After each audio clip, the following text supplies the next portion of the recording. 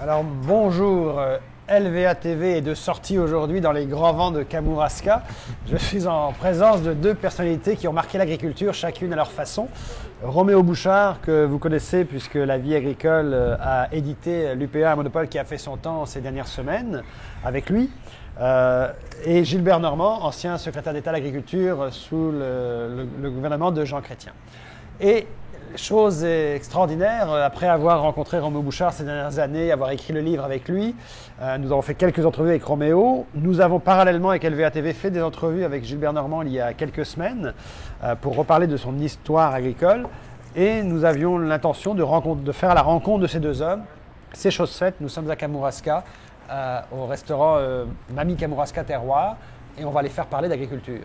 Alors on va parler évidemment de gestion de l'œuf, on va parler de syndicalisme agricole, on va parler du MAPAC, on va parler de leur perception du fonctionnement de l'agriculture depuis les 15 dernières années.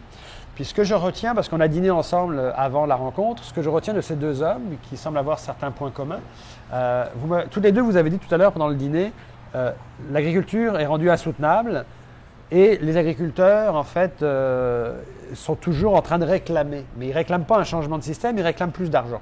Ça, c'est deux choses que j'ai entendues de vos discours communs.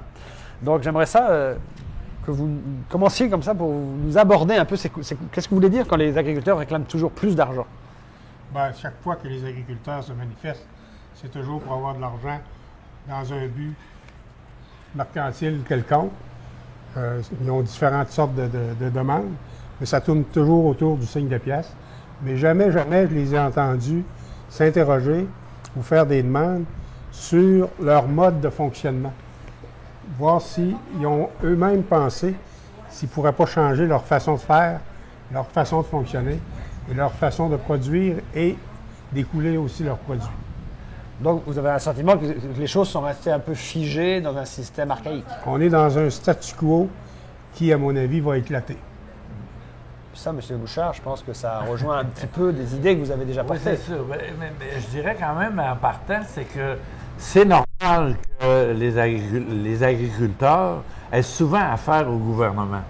Parce que c'est un secteur majeur de l'économie, de la vie sociale, même du territoire. Et c'est un secteur qui doit être, dans tous les pays, soutenu par les gouvernements. Parce que c'est un besoin fondamental, l'alimentation, l'occupation du territoire. Donc, c'est normal qu'ils aient une grosse place dans les politiques gouvernementales. Par contre, moi, j'ai le même sentiment que M. Normand, c'est que depuis qu'on a adopté de plein pied le modèle productiviste, libre-échangiste en agriculture comme dans le reste, on s'adresse au gouvernement pour demander de l'argent pour alimenter ce système-là, qui finalement... Mais on ne réfléchit pas comment on peut changer le système. Mais on ne propose pas d'amélioration, de nouveaux modèles, on ne propose pas de transition. Actuellement, on aurait un besoin énorme d'une transition de l'agriculture productiviste vers une agriculture écologique d'abord, et ensuite une agriculture tournée plus vers les territoires. Donc, vers une certaine autosuffisance alimentaire. Et là, on laisse la bride sur le cou aux multinationales agroalimentaires pour nous dépouiller de toute notre agriculture, de toute notre alimentation. Êtes-vous d'accord avec ça, M. Normand? Oui, puis peut-être que, sans souhaiter de malheur, sans vouloir être le prophète de malheur, peut-être que le mur va arriver plus vite qu'on s'attend avec, justement, les attentes de M. Trump actuellement. Parce que je ne suis pas certain que les pays, tant la province que le Canada, vont être capables de résister à l'international pour maintenir ce qu'on appelle actuellement la gestion de l'offre, qui fait justement cette force économique de l'agriculture. Parce qu'il ne faut quand même pas oublier que l'agriculture, c'est le plus gros employeur du Canada. Je pense que c'est 19 si ma mémoire est bonne, de toute la main-d'œuvre canadienne qui est dans l'agriculture. Alors, c'est un gros sujet, c'est un gros apport à l'économie canadienne, mais justement pour que cette partie de l'économie canadienne soit fonctionnelle et rapporte autant au Canada qu'au Québec, bien, il faut qu'elle propose des nouvelles façons de faire pour être capable de s'adapter aux marchés internationaux, parce que veut pas, actuellement, les écoulements de stock se font en grande partie à l'étranger. Alors, on ne peut pas du jour au lendemain leur demander de tout cesser ça.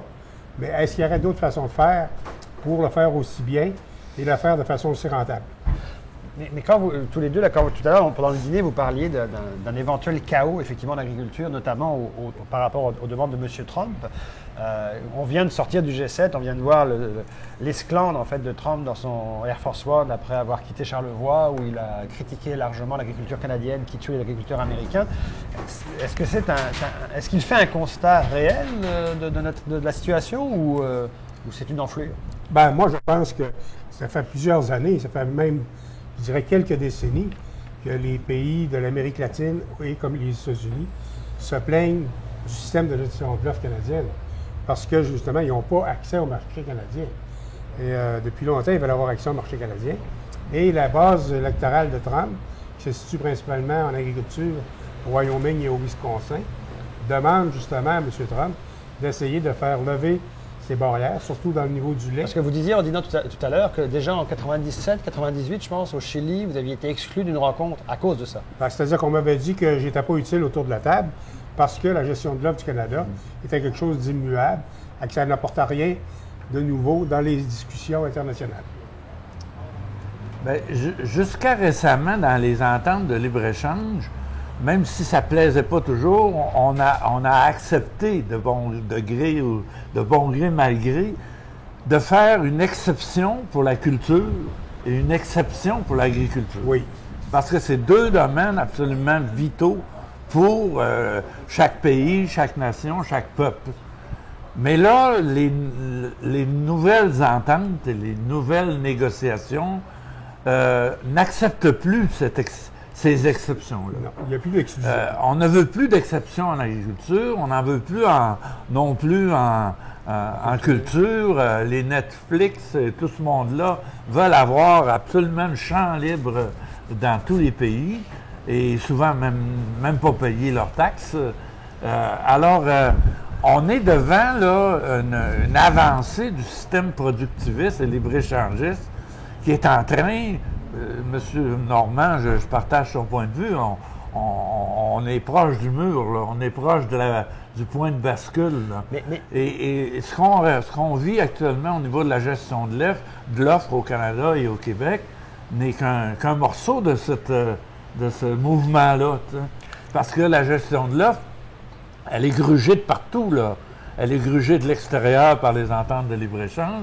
Elle est grugée de l'intérieur parce que les grandes coopératives transformateurs, par exemple, AgroPure, Olimel, Coop Fédéré, vont à fond de train dans le modèle d'intégration internationale même, parce qu'on négocie les prix dans le lait en fonction des besoins des transformateurs. On décompose le lait en facteurs pour faire plaisir. Donc, en fait, ce que vous dites, c'est que la fin elle est grugée de partout. La fin de la gestion de l'offre qui arrive n'est pas juste liée à des tweets de M. Trump. En fait, elle est comme organisée depuis quelques années, là, c'est votre lecture. Non, la M. parole de Trump Trump invente rien. Là. Non, mais surtout pas.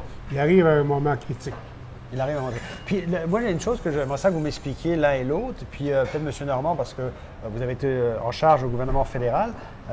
On voit Brian Mulroney, qui est un ancien ministre canadien, premier ministre canadien, qui a clairement exprimé dans plusieurs conférences à Toronto qu'il était en faveur de la fin de la gestion de l'offre. On le sait, conseiller discret de Justin Trudeau. Encore aujourd'hui, il a fait une sortie pour calmer le jeu un peu. Mais est-ce qu'on pourrait être cynique au point de penser que tout ce qui s'organise actuellement, c'était un peu dans les plans du fédéral déjà, parce que de toute façon, Mulroney étant conseiller de Trudeau, Trudeau savait déjà qu'on allait vers la fin de la gestion de l'offre, sauf qu'il ne fallait pas le dire trop vite. Ben, moi, je pense que M. Mulroney est conscient depuis plusieurs années que la gestion de l'offre est très difficile à vendre dans les autres pays, à faire accepter. Lui-même a eu de la difficulté à le vendre à M. Reagan dans le temps. Alors, c'est quelque chose qu'on voit venir depuis quelques décennies. Maintenant, on a toujours espéré être capable de repousser la limite.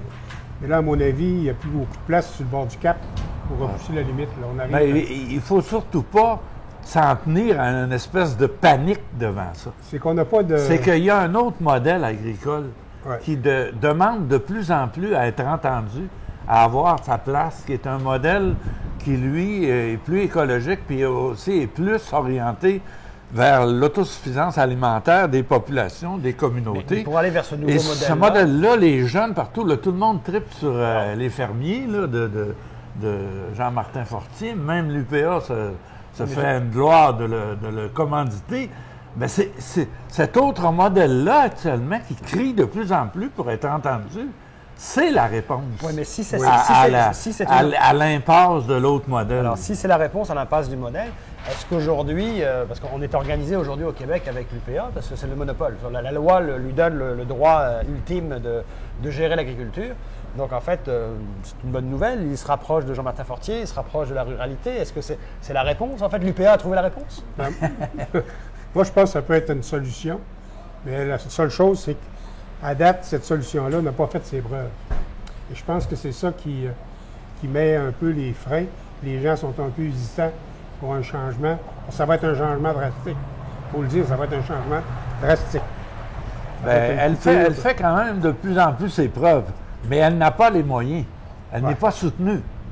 Elle est dans une compétition déloyale. Quand l'UPA va être le seul nourri par les gouvernements. C'est ça. Parce qu'actuellement, le problème est là. Est-ce que vous êtes d'accord tous les vous êtes d'accord tous les deux sur le fait, mettons, là on vient de constater qu'il y a un intérêt pour la ruralité de la part de l'UPA, mais est-ce que c'est suffisant? Est-ce que l'UPA doit rester seul syndicat? Est-ce que c'est un intérêt artificiel ou c'est un intérêt réel? Voilà, tout est là. Tout est la question. Tout est là. Je pense que l'UPA, en ce moment, à cause des pressions qu'il y a dans le public, qu'il y a chez les jeunes, tout ça, essaie de montrer qu'elle s'occupe des bio, qu'elle s'occupe des jeunes, qu'elle s'occupe des ceux qui veulent faire des fermes à petite dimension, vous n'y croyez pas, etc. Non, l'UPA fait certaines choses pour eux, mais c'est très marginal par rapport à... Quand elle arrive aux vraies revendications au gouvernement, elle dit le système actuel, il est parfait, il n'y a rien de foncièrement important à changer. M. Pronovo l'a très bien expliqué, cette affaire-là. Tout ce qui est important, c'est que vous investissiez davantage dans le système tel qu'il est. Plus d'argent dans le système. Ça, c'est la vraie ligne de l'UPA. Le reste, c'est du damage control, c'est de l'image publique, c'est montrer qu'ils ne sont pas insensibles à cette nouvelle tendance-là. Mais c'est plus qu'une tendance actuellement. C'est vraiment l'alternative qu'on va devoir très sérieusement prendre en ligne de compte. Et les gouvernements ne pourront pas le faire, les politiciens ne pourront pas le faire tant qu'on aura un monopole qui a un pouvoir total et unique. Êtes-vous d'accord avec ça? Est-ce que vous qui avez connu les deux systèmes, Moi, provincial et fédéral, est-ce qu'on serait mieux au Québec avec un système pluraliste en syndicalisme agricole ou on serait mieux avec notre monopole actuel? Ben, c'est pour prendre un exemple, une image. L'UPA actuellement me fait penser à un gros moulin à scie qui garde tout le bois brut, qui donne le brin de scie, qui disent organisez-vous pour le rendre rentable. Trouvez une façon de le rendre rentable. Alors qu'il faudrait absolument dire prenons l'arbre au départ avant que l'UPA le coupe, puis voyons qu'est-ce qu'on peut faire avec pour qu'il soit rentable pour tout le monde. Mais c'est pas ce qui se passe actuellement. L'UPA est la seule bouche qui est nourrie par les gouvernements. Alors, puis elle laisse tomber les miettes, tout simplement. Mais c'est pas à veille de changer, parce que là, il y a une élection qui s'en vient au 1er octobre. On ne voit pas un seul programme. Mais ça va prendre une volonté politique, tant fédérale que provinciale. Ouais. Mais là, c'est là qu'est tout le nœud gordien de cette histoire-là, du débat sur l'agriculture au Québec. C'est que on dit que c'est aux politiciens à se tenir debout, mais les politiciens ont peur de contrarier l'UPA. Et c'est pas un mythe, là, c'est pas juste comme ça en général. Ça coûte cher à contrarier l'UPA.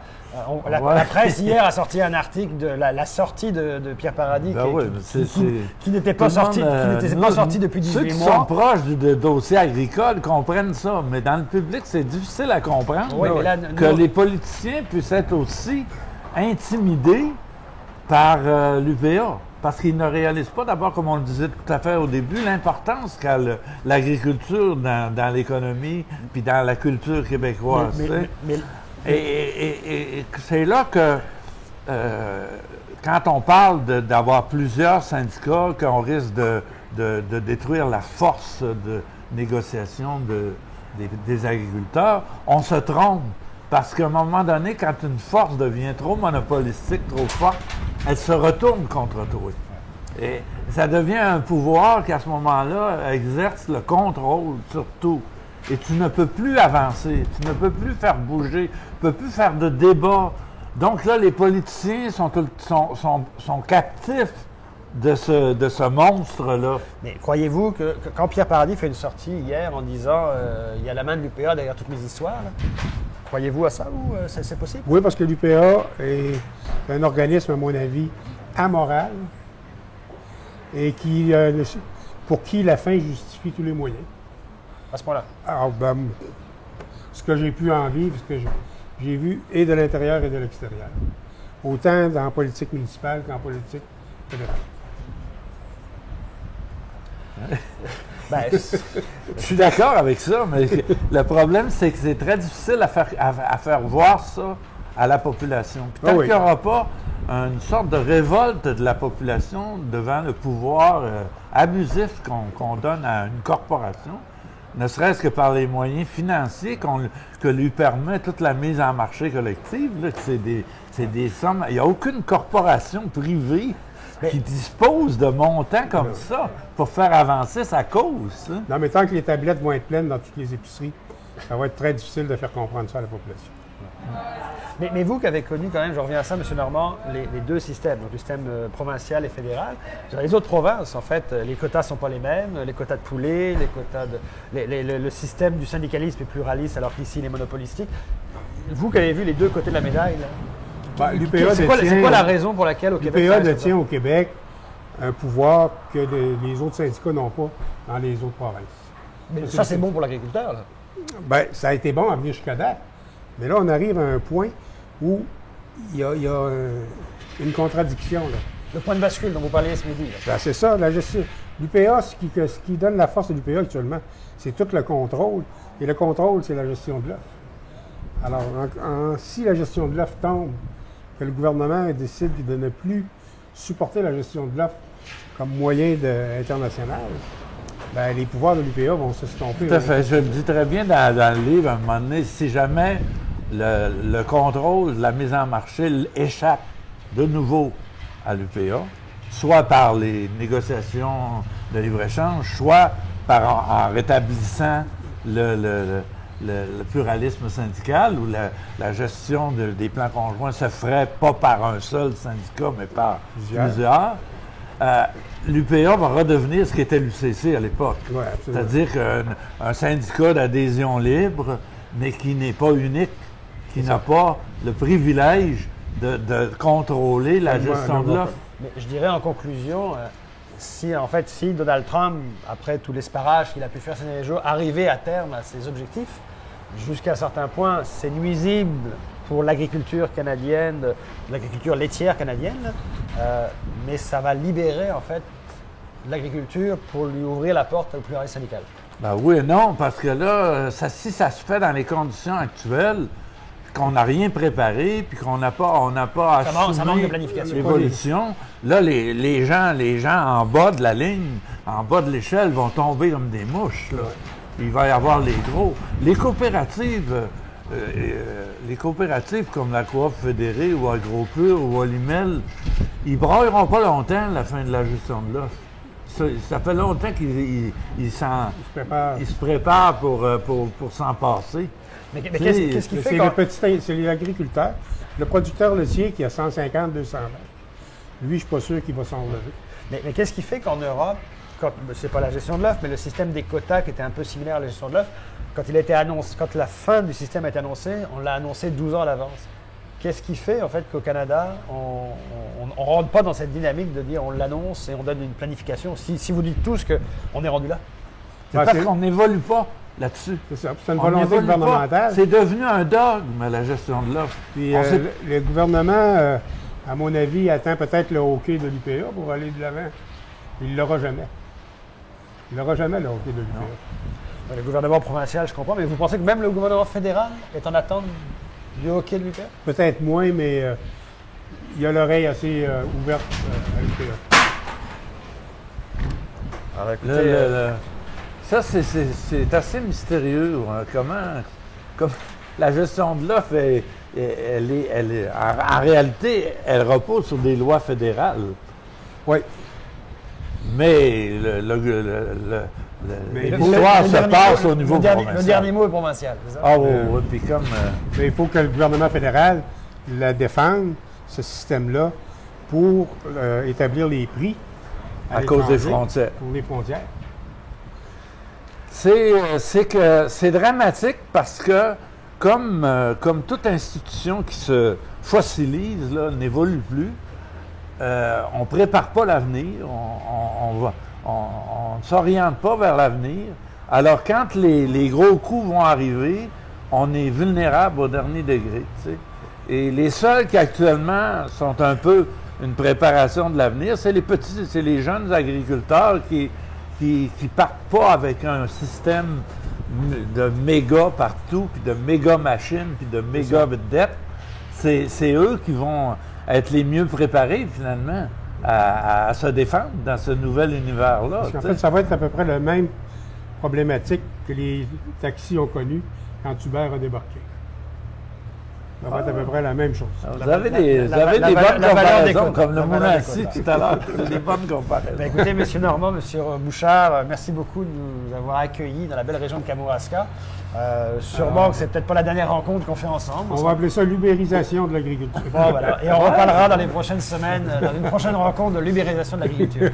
Merci.